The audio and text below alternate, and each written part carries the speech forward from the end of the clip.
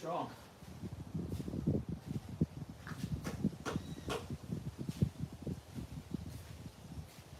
Nice. Okay, cat. Walk around. All right. So, just to update you, it's 2025 August. I believe it's Nat Turner Day. We're close to it in the coming days. Nat Turner is a slave who led a that lasted, I don't know, 3-4 weeks, less than a month. But he led a rebellion, killed 55 white slave owners. Slave owners and people, not everyone owned slave, right? Only the wealthiest white Americans at that time owned slaves, but outside of those, we'll call it top 1%ers, there was the entire population of white America that hated Negroes, like they used to call back in the day, or the other word. They hated N-words, and very much believed they should be enslaved. They very much benefited from slave work, right? Slave economies. Their entire community or state, counties, cities were becoming prosperous from slave African labor. All the roads, all the food they had. They all had plenty of food from money they made from large-scale slavery, worked cotton, tobacco, sugar plantations. So it's unfortunate, but we have to be truthful.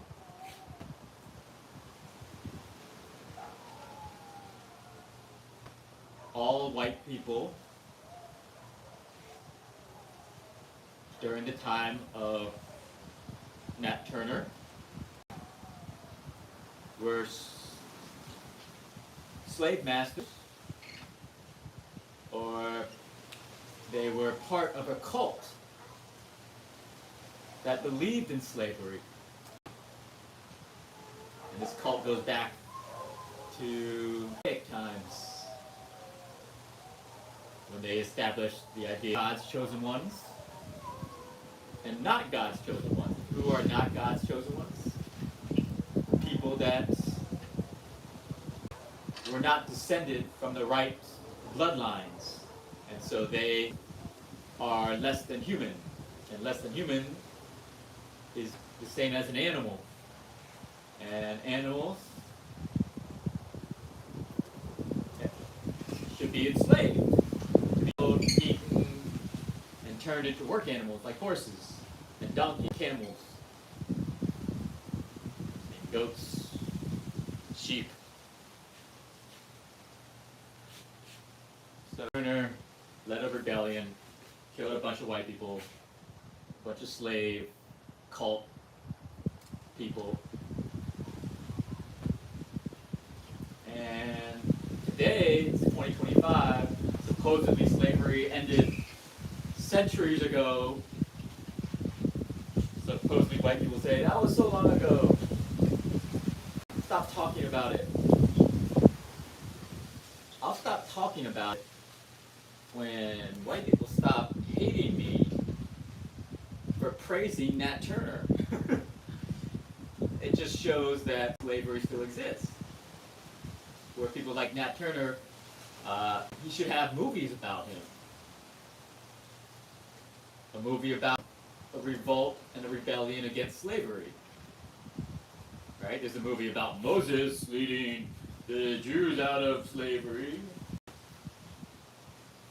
People go to Sunday church every week to reminisce about Moses leading slaves out of slavery, out of Egypt, splitting the Red Sea, and they walk across.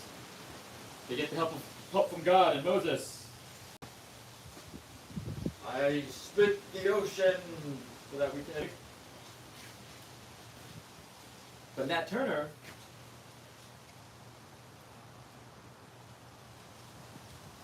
that's like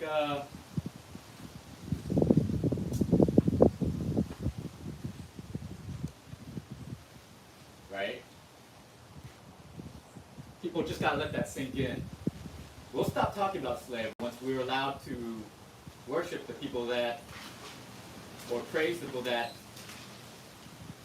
fought against slavery, even when it was extremely cause. Because so many white people were so pro-slavery, and if you don't know the story, they ended up defeating him, torturing him, killing him, and eating him. Purely as a ritual to enforce the cult idea that as humans, we should treat them like animals, kill them and then eat them. They actually cannibalized them. They actually cannibalized another human. That's the reality that we live in today, where his movie is never going to be made. And that just shows the slavery continues. It just continues repackaged. Instead of chains and whips, we have a rental economy where we all have to pay rent and mortgages. And so we're chained to paying that rent and mortgage, doing work, chained to working 50% of the year to pay taxes to the government, and the other 45% of the year to paying inflationary interest to central banks, as well as mortgage and retail banks. We all live on credit cards. We all live on currencies that we're paying interest for, and it's why instead of a carton of eggs costing a nickel like they used to, within 1 or 2 generations ago, they used to cost a nickel for eggs.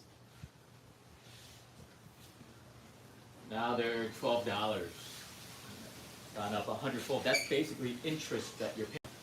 It's no longer acceptable for you to make a nickel an hour because prices have all gone up because of these central banks charging interest on borrowed money that they print, causing devaluation until a carton of eggs, in order to feed your family, goes from 5 cents to $12. And then your salary has to go up. But even your salary doesn't go up at the same level. Your salary only goes up to $8 an hour. Whereas before,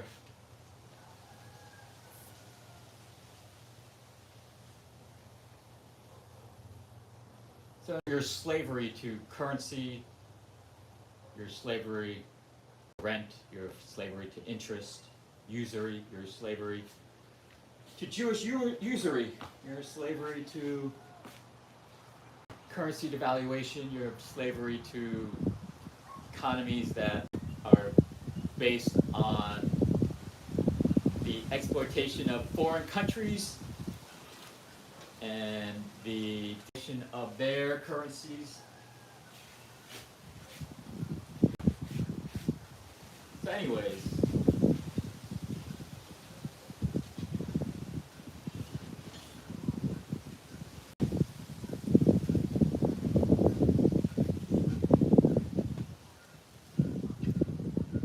we've essentially gone from 500 years from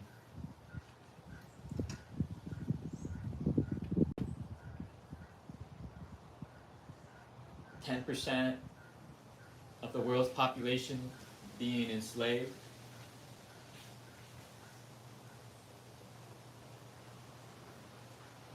The Native Americans and Africans, we'll say, at the very beginning of colonization of the Americas, say there was 20 million enslaved, 10 million Native Americans, 10 million Africans. And I was probably back when the world was 100 million people.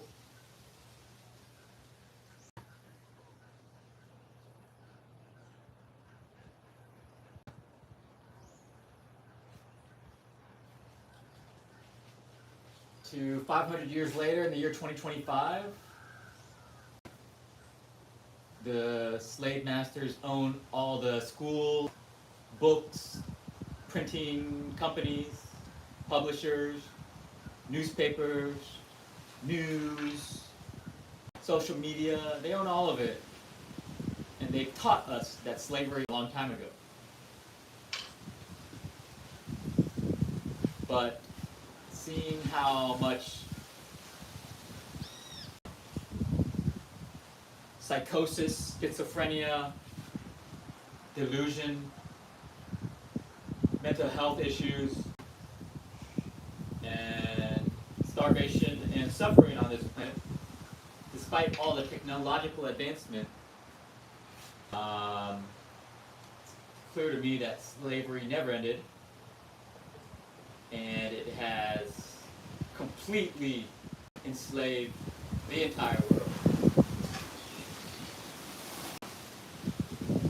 There are, let's call it 8 billion, we're going to round up, 8 billion people on the planet, very close to 8 billion people on the planet, and we have probably 1,000 people part of the original financiers of the transatlantic slave trade, the bankers, and they have continued slavery and exported it and repackaged it into slavery to money,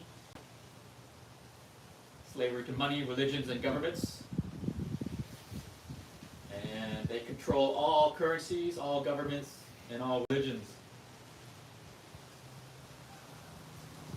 And the medias,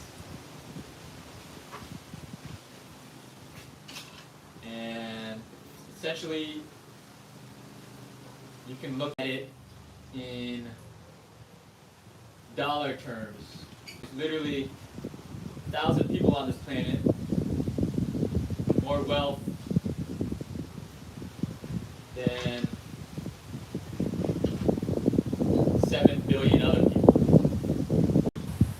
1,000 people, which represents 0.000000001% of the entire world population, that own 90% of the money, of the wealth that are worth. 1,000 people that are worth more than 7 billion people. 1,000 people that can kill, enslave, rape, and genocide 7 billion. In 500 years, we've gone from 20 million enslaved out of 100 million people to 7 billion slaves out of 8 billion people. And then there's the billion people, the families, school children, all trying to enjoy life as much as possible while slavery is going on. All my friends that I left behind in the US, my sister and her family, they're part of that privileged class of 1 billion people who work for 1,000 people that own all the wealth. I mean directly, they work directly for them. Whether it's they're part of their government, politicians, military, or whether they're part of the military contractor companies, Lockheed Martin, those companies, or they're part of the media, film, the television industry, like my cousin in LA, working for movie graphics and video graphics, all to create illusions, right? They want to control illusion. All the people that go to church try to be slave under the illusion that God created humans to worship and be a servant to God.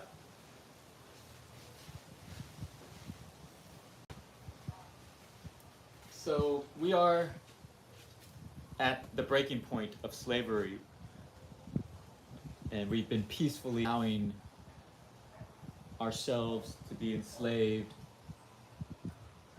and we're soon going to be starved, and we're soon going to be genocided. Just like they're doing to the children in Gaza. And it was basically a test run there to desensitize the world and just learn how to train the world to be complicit. Like my sister is just like, okay, I can't pay attention to that. I have to focus on providing my kids with church and soccer practice and good lives.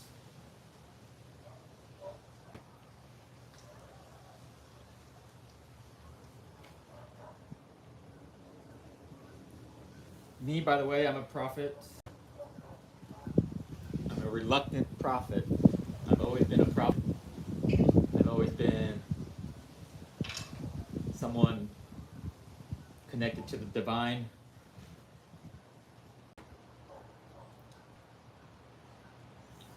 You could call it just good tuition, I guess, but I've always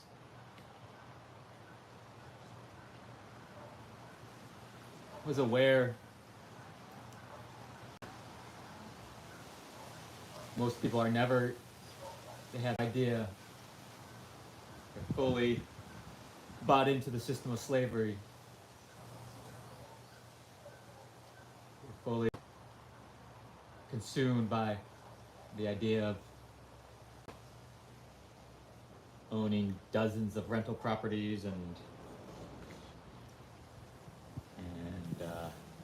sport currency and stock markets, and selfishly watching the rest of the world burn along with nature and the Amazon. And that's what I'm going here. Now that I mentioned the Amazon, I'm living here. I moved close to the Amazon. I'm at the frontier between the Amazon and, we'll call it, the slavery plantation. Cities. I fled the cities and right on the border between the Amazon and the cities. I live here. We're in a place where I have nature right in my backyard. Miles and miles of plant and wild nature. And then I'm 10 minutes away from a near city. 10, 15 minutes away. But here, there's no cars. I rarely hear car engine. I rarely hear terrible slave music. Slave music is what's destroying nature, by the way.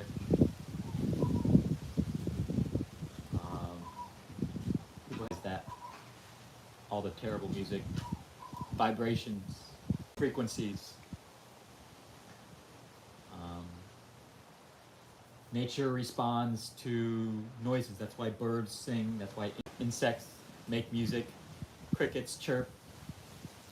All chirping from birds and bees, and buzzing from bees, and chirping from grasshoppers, and singing from birds, communicating with the plants.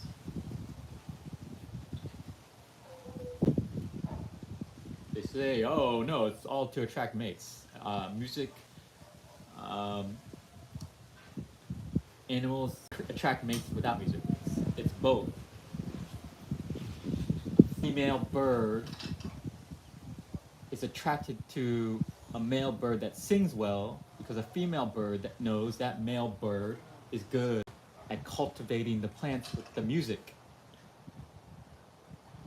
So indirectly, yes, you could say, oh, the male bird is singing to attract a mate. But the female bird knows that the singing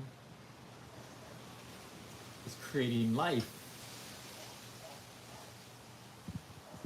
communicating to the plants that there's life for them to grow nuts and seeds and fruits for the birds. And so the female bird is like, yes, I want to make a baby with that male bird. Going to sing beautiful songs to grow lots of food for our future babies. But nowadays they've created demonic music, slavery music, money, money, money, bling, bling, bling, look at my Gucci belt. Don't talk to me unless you got money, money, money. You a scrub if you don't got money, money, money. Watch me shake my ass from money, money, money.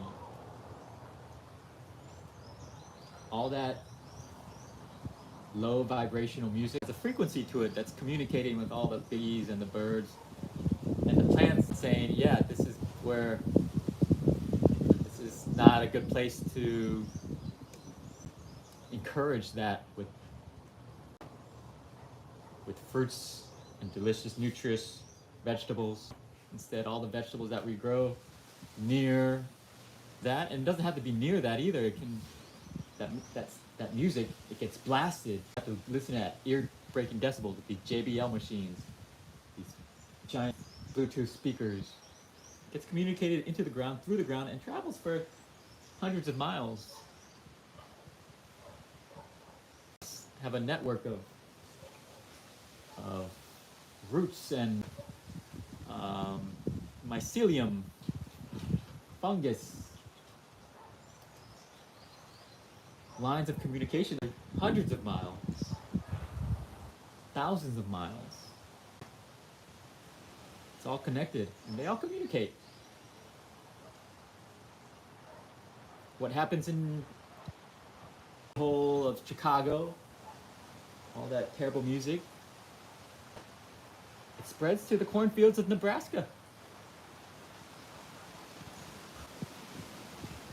So I was trying to explain to a friend, an online friend, like, you really got to get out of the USA. It's filled with toxic music, toxic vibrations, toxic frequencies.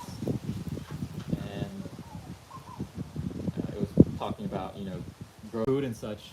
And yeah, you could get a place out in Nebraska or North Dakota or some remote place in Colorado. You're surrounded. You're surrounded by terrible music that are being flooded there, and it's starting to happen here in Brazil now. The last indigenous people in the Amazon, they've created satellites, internet access for them, Starlink, and now they're listening to shitty, terrible, bad vibration music. And now the last couple of years, even here, this lemon tree used to produce so much more lemons. This cherry tree used to produce at least 5 more cherries.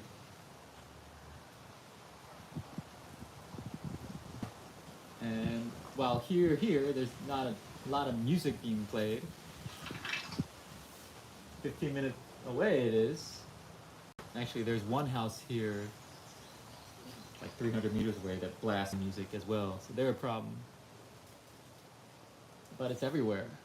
This terrible music is everywhere. And that's why tribal people used to sing and dance around the fire. Ritualistically, they were communicating and set the earth to get plants to grow lots of fruits and vegetables. They were sending good vibrations, good frequencies.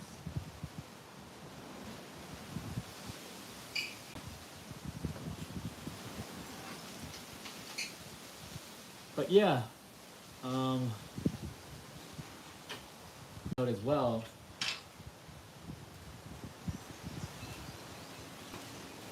we're entering the stage of death, decay. Nature all around us is not focusing on creating life. It's no longer creating nutritious vegetables and fruits. There used to be piles of fruit, mango and cashew fruits. A lot of mangoes and cashew trees. And the trees would produce so much fruit all at once at various times throughout the year that the people would have too much fruit, just put it outside on the curb for homeless people or random neighbors to walk by and take for free. Fresh fruit, perfectly good fruit, just piled up. Like one mango tree in their home would all 100 mangoes. What are you going to do with 100 mangoes? You'd eat. Your family would eat 25 of them over the course of 2 or 3 weeks.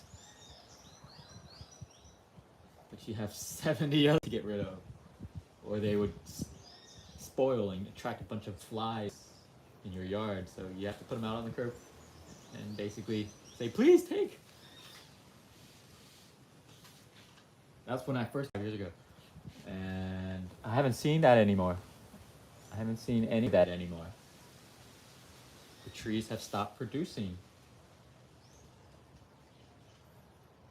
And last year we had a mango tree. I was at, and yeah, it was producing some mangoes, and but not enough to put out on the. Actually, it would produce. Let's say it would produce like 25 mangoes, and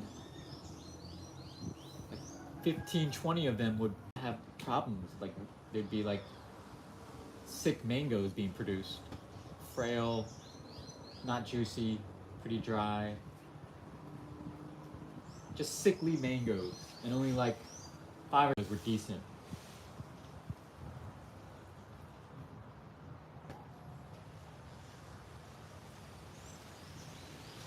So yeah, some people were telling me, no, it's 5G, and I was like, there's no 5G here.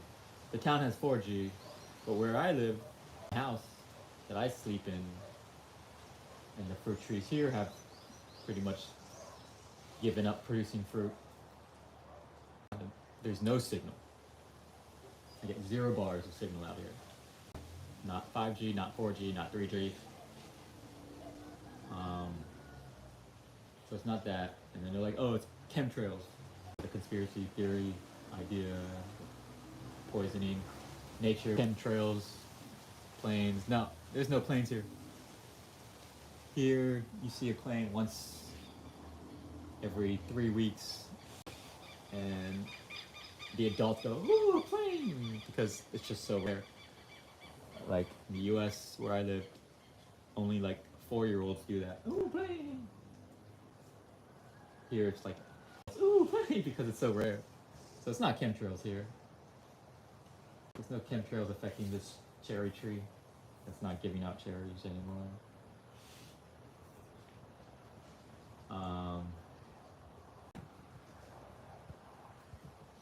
So the only other explanation is I'm studying music frequencies, and if you listen to Kanye West talk about how they corrupted music, the J people, they want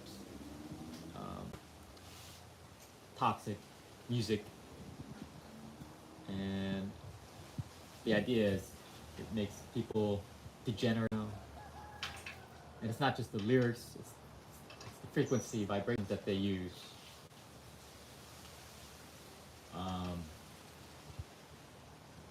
It's low vibration beats. And it doesn't and we're all connected, humans, animals, and nature. It's all connected. Like cats purr to create music that heals themselves, each other, and the plants around them. The purring is healing the plants around them. Plants bring insects that they can eat, insects that little squirrels and rabbits and mice that cats eat. Everybody's making music to communicate with nature, except for humans. Humans have created slave music, which is death, and so nature is like, yeah, there's too much slavery going on. We're gonna stop producing plants. We're gonna start drying up. And that's why there's so many fires going on nowadays. The Amazon is drying up and burning up. Lots of dry plants. So anyways, back to the idea that we're at the most slavery there's ever been in the entire world. There has never been 8 billion people enslaved. 7 or 8 billion people enslaved. Which only means one thing. We're coming to a time of war. Rebellion, revolt. And there are a lot of New Age spiritual people who are like, no, I've been traumatized my whole life, and I just want to be happy and joyful and loving and sing and dance and hug trees. And it's like all these trees are going to burn. There will be no trees to hug. The time to be a tree hugger has ended. Slavery matters. Whether we face it or not, are going to slave and destroy all of nature. The slavery masters hate humans, they hate animals, and they hate nature.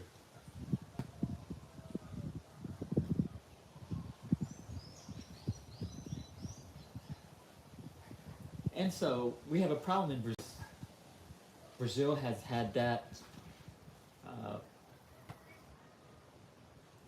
It's a culture thing, right? In Brazil, everyone's just feeling happy and good vibes, good vibes, good vibes. Boa vibração, so boa vibração. People just want to drink and dance here. Carnival culture. Oh, let's just drink and dance and have sex. And as a result, there's no resistance here at all anymore. It's been beating out of them. Any resistors? Anyone talking about resisting? Rebelling? Revolting? Anyone talking about revolution has been so tortured and destroyed and murdered. But as well, here they also ride. Beautiful women and money. And anyone thinking about rebelling. And so I've been struggling with that, with my spiritual pilgrimage here. It has led me to a point where I'm realizing we have to prepare for war. It's unfortunate, but we were born at the wrong time. It would have been nice to have been born 300 years ago, or even in the sweet spot of maybe late 50s, early 60s, the boomer generation, the spoiled generation where at least they had access to nature, right? By the time they became adults and became parents, they were still living in a world filled with fireflies and lots of nature. Here in Brazil, I went to Pipa, and Pipa has like lots of beaches with nature right up against it. And I was like, wow, this is a sound I remember from my childhood, where even though we lived in the suburbs outside of DC, there was still plenty of nature, and you would hear so many insects at night. As soon as the sun set, you would so many bugs. And I was hearing that, and I was like, oh yeah, this reminds me of my childhood in the summertime, sitting in the backyard of a suburban Alexandrian house. There's a little mini forest in my backyard.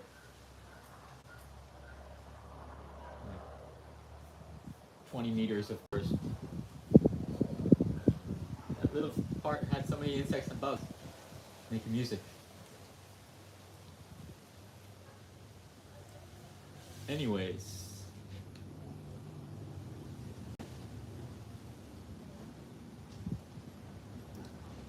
time to start the revolution. And so we're gonna have to start being clever.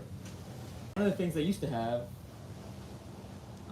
in Brazil, clever rebellions, because they figured out anyone who's revolting, so they created capoeira, which is a fighting technique, but it's made to look like a dance performance. And they even had they even invented a music instrument that resembled a bow and arrow. It was a bow with a string, and you would play that one string, but really it was like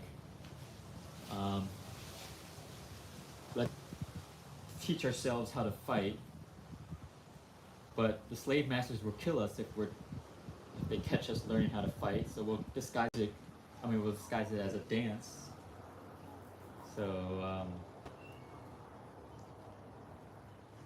while we're fight dancing, we'll fight music, where the instruments,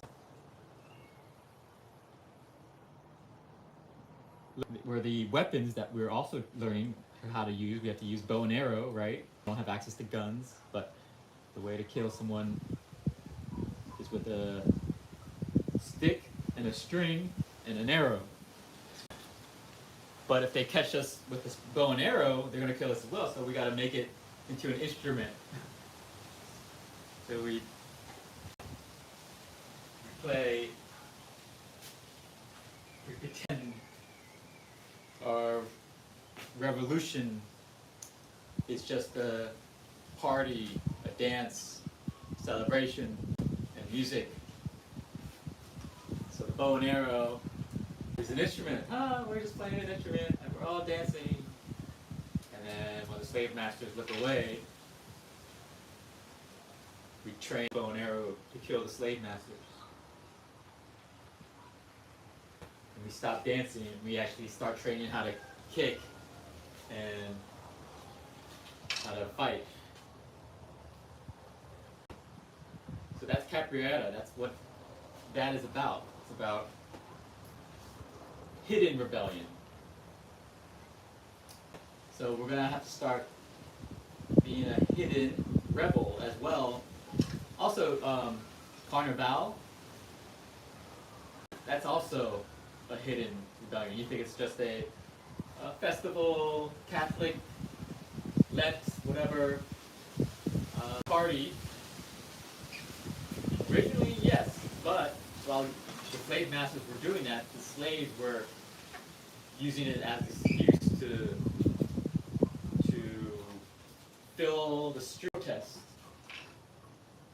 And a protest where they had drums, and drums, they beat those war drums to get everybody together to take over the streets. So we need to start thinking about creating carnivals all over the world where we practice taking over the streets under the disguise of a big dance party, under the disguise of everyone just playing music and dancing on the streets, but really it's getting everyone together and blocking the streets, shutting down businesses, and defeating the guards, militaries, police that work for the slave masters.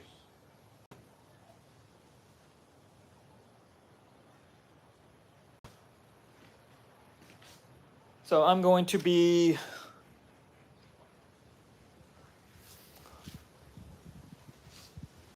encouraging everyone to learn to dance with me, and then maybe we can all dance together as a crowd down the street. It's a dance in the name of escaping slavery. And anyone that's escaping slavery, we have to understand spiritual violence. This is something indigenous people have forgotten.